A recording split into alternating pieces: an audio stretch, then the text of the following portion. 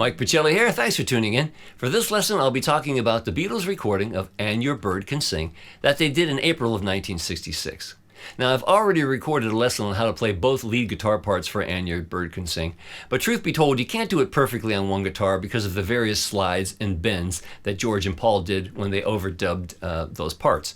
But for this lesson, I'll get into detail on who played what and about John's rhythm guitar playing. The song was written by John at his Kenwood home in early 1966 while the Beatles were on a 4-month vacation. About the song, John has already said that it was another horror, another one of his throwaways. But Paul has said, And Your Bird Can Sing was John's song. I suspect that I helped with the verses because the songs were nearly always written without second and third verses. I seem to remember working on that middle 8 with him, but it's John's song, 80-20 to John.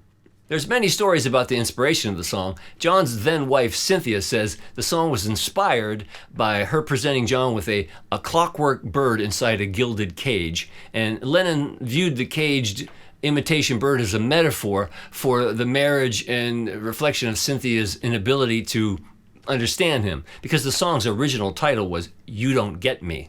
Now, April 20th, 1966, they're at EMI Studio 2, and they record a full version of And Your Bird Can Sing, but they were using George's 12-string guitar and doing it kind of birds-like and in the key of D. So they did it, but they deemed it unusable for the Revolver album. They go back in the studio on April 26th, and they do a new version in the key of E now. They do many takes. Take 10 ends up being the best. And the rhythm track was interesting because it was just John on rhythm guitar and Ringo on drums. Then they did all the overdubs, which were John doing his lead vocal with the ADT, George and Paul doing those lead guitar parts. They also sang harmonies, John, Paul, and George, and they did hand claps. And fun facts to know and tell, too, back in 1966, dual harmony lead guitar parts on a track were still in its infancy. So what Paul and George did is quite amazing. They also did, Paul overdubbed his bass, and Ringo did some percussion. He did a hi-hat and very sloppy and misplaced crash cymbals that I replicate on my sound-alike. And truth be told, if you really listen to the track, it's really not that tight. But it comes together into a cool song. They never played it live. It was mixed on May 12th, and the ending actually of the song was taken from take 6. So they used take 10 for the beginning and take 6 they edited onto the ending. It was released June 20th on the Yesterday and Today album in America, and on August 5th on the UK album Revolver. So that's the backstory. Let's get started.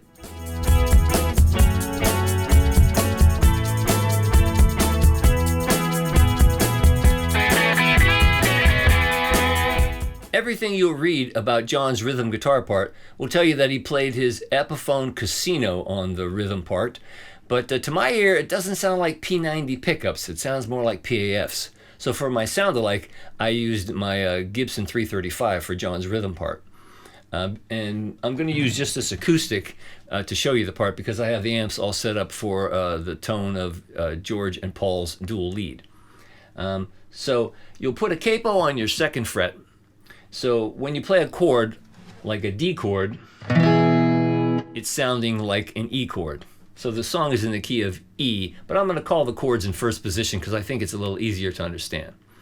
All right, so to play the song, you'll need a D chord. You'll need an E minor. You'll need a G. And those chords will get you through the verse. Now, on the bridge, you'll need an F sharp minor, an F sharp minor major 7th, an F sharp minor 7th, a B9, and you'll also need an A. And those are the chords that will get you through the song. So on the first 4 measures of the instrumental, you simply play a D chord in quarter notes. There are so many quarter notes in this song, it's pretty remarkable that that's all he played. But the first intro, just quarter notes for four measures like this.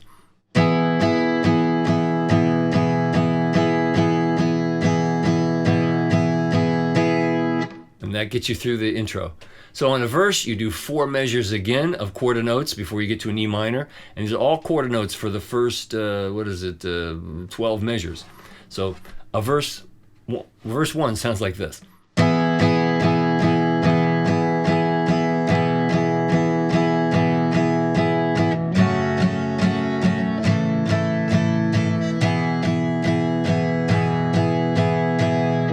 Verse 2, it's going to be until the 6th measure he finally plays an 8th note. And on verse 2 is like this.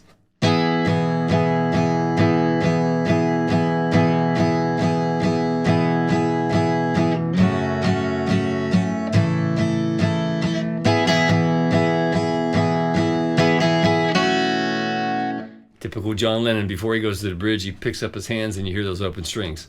So the first time you hear an 8th note is on the 6th measure of the, 7th measure of verse 2, and leading into the bridge.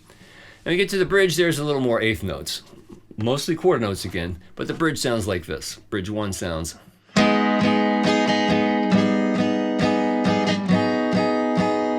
when it gets to the B9, just play up to a C sharp. Back to D. Oh, I forgot to say, you need an E minor 7 right here. So here's an E minor 7. So let me do that bridge again with the E minor 7 to the A. So a bridge.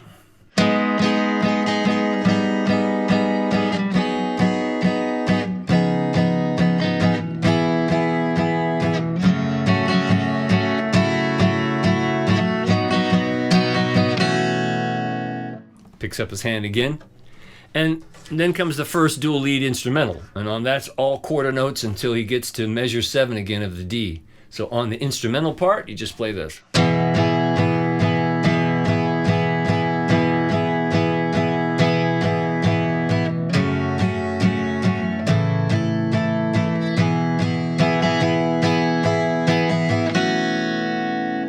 Bridge 2, mostly quarter notes until you get to the E minor, simple like this. And just the first 3 strings actually, only up to the C sharp on the second bridge, like this.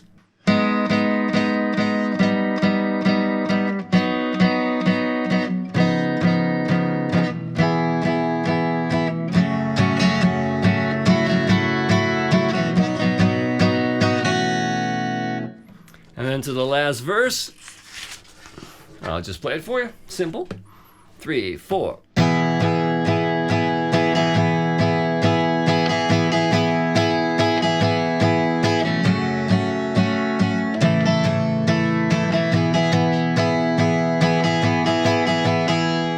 And on the instrumental out,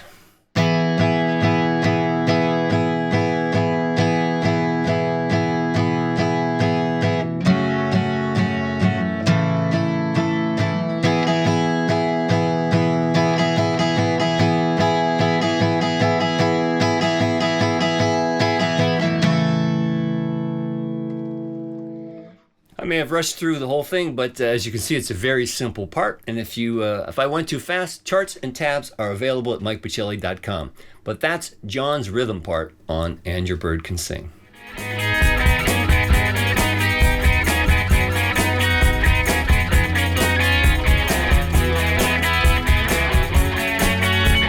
George Harrison is playing his Epiphone Casino for the dual lead guitar parts on And Your Bird Can Sing.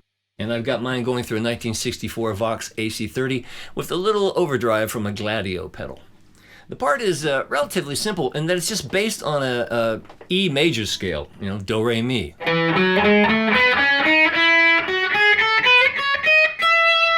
And you can tell George is playing the low part, which is the melody part, because some of the moves are, if you study George's guitar technique, it's very stylistic of what George played on many things. And of note, their strings are pretty dead. They didn't change the strings a lot, so you want to mute a little bit, and it's very staccato. There's not a lot of hammer-offs or pull-offs, hammer-ons or pull-offs. It's very staccato, and there's space in between each note, so you want to try to get that. But the part, very well, sounds like this. Play a low E, and then...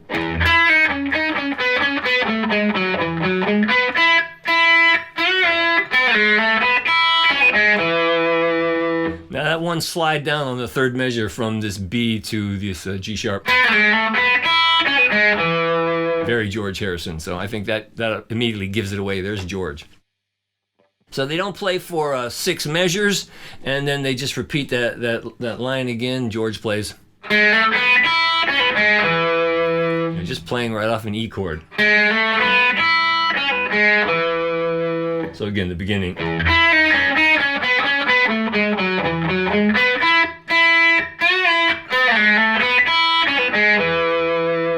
Right? Now when it gets to that, what would be actually G sharp minor, pretty much just thinking about a G sharp minor scale. But he doesn't play his G sharp here. You can tell he's playing on the G string, and George plays. Just 1, 3, 4, 4.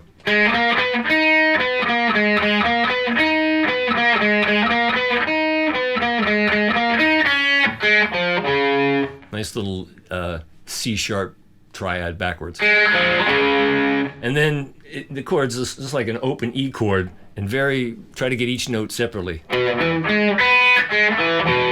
Then finger an F sharp minor. Repeat that. And finger a B. And then repeat the beginning.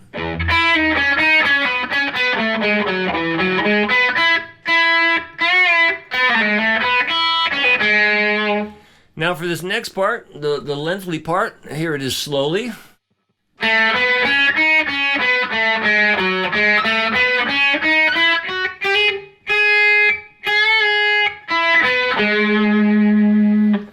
And then back to.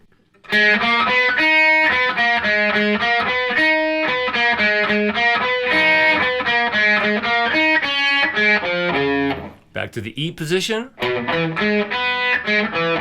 F sharp minor position.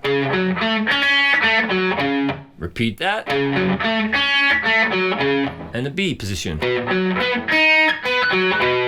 Very George Harrison, right? They don't play for 8 more measures, and then they come back with the main theme.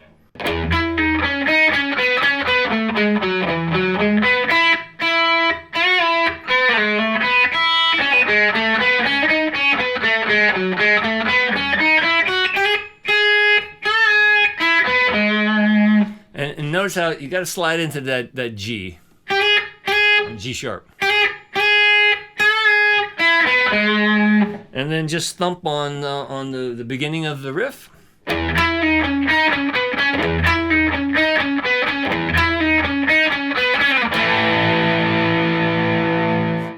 Charts and tabs at MikePachelli.com, but that's George's lead guitar part on And Your Bird Can Sing.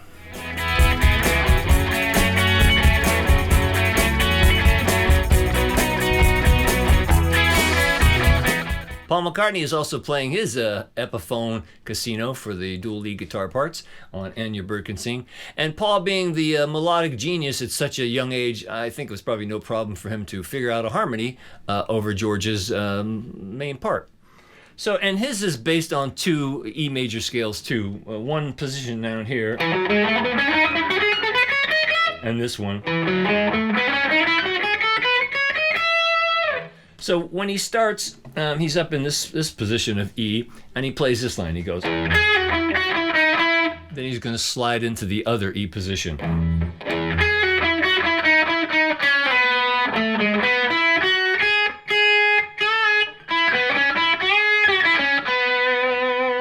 Again, sounds like so many things Paul did in harmony in later days. But again, I'll do that very slowly for you.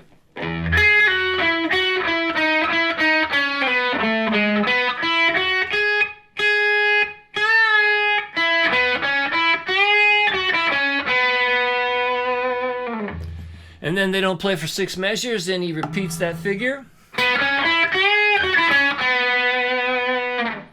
Okay, and then next on that bridge section, very, very Paul McCartney to stay very compact and not have to move around too much to get the proper notes. So he stays up on the 2nd and 4th fret pretty much and plays.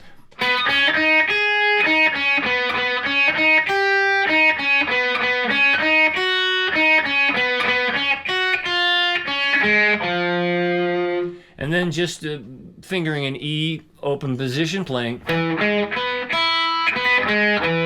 Fingering an F sharp minor. Repeat that. And then a B. Back to the main line.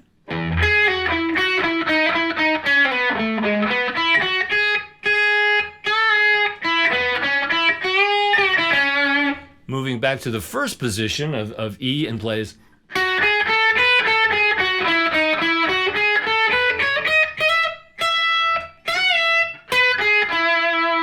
And you want to slide into that 12th fret.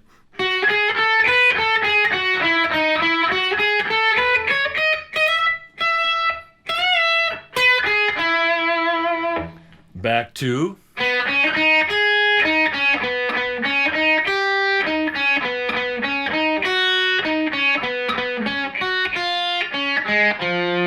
Open E. F sharp minor. Repeat. And a B. Then again, they don't play for 8 measures. When they come back in at the main riff, they play. Paul plays.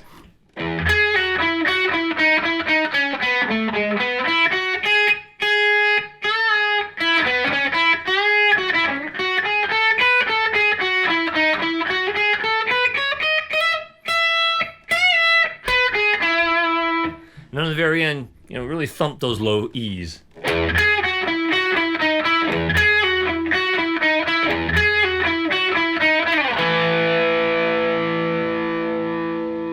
Just maybe root or 5th root of A chord at the end. Again, charts and tabs at MikePachelli.com will make that even clearer than I can say it or play it. But that's Paul's harmony part for the lead work on And Your Bird Can Sing. Well, I put it together in a sound alike so you can see how all the guitar parts fit together, so have a look at this, please.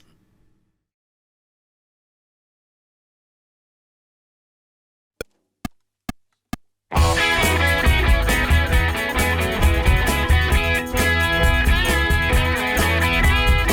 me that you got everything you want, and your bird can sing, but you don't get me.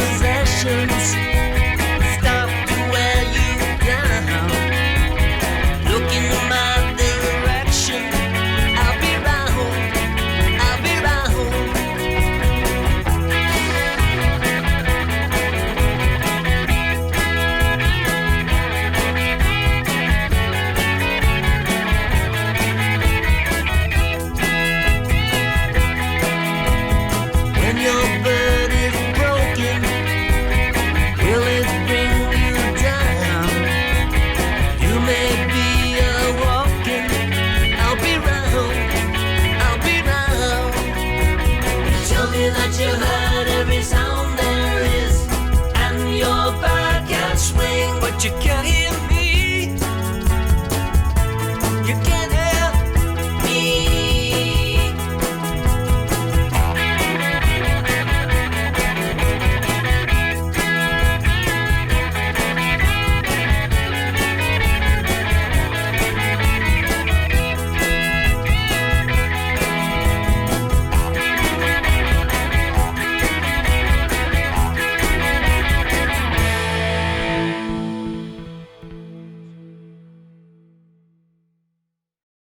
Well, I hope you enjoyed that, and now you can see how all those parts fit together so nicely.